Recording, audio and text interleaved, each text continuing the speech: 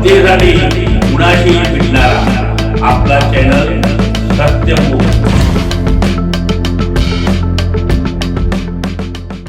अतिशय शिस्तप्रिय प्रामाणिक सनदी अधिकारी माननीय तुकाराम मुंढे सचिव मंत्रालय मुंबई यांनी सर्व कर्मकांड कालबाह्य रूढी परंपरेस फाटा देऊन आई स्वर्गीय आसराबाई यांच्या रक्षाहस्ती तीर्थात न विसर्जित करता दारात एक मोठं वडाचं वृक्ष लावून तेथे विसर्जित केला।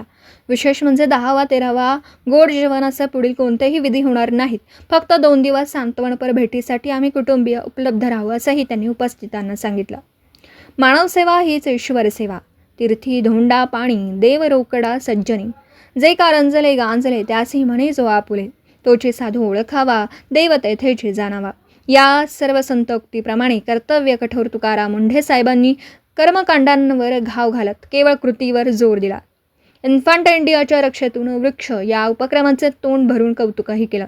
आपणही सर्वांनी याचे समाजात अनुकरण करण्यात प्रयत्न करावेत। सत्यमुख प्रतिनिधी बाबासाहेब मांगलेकर, इचलकरंजी।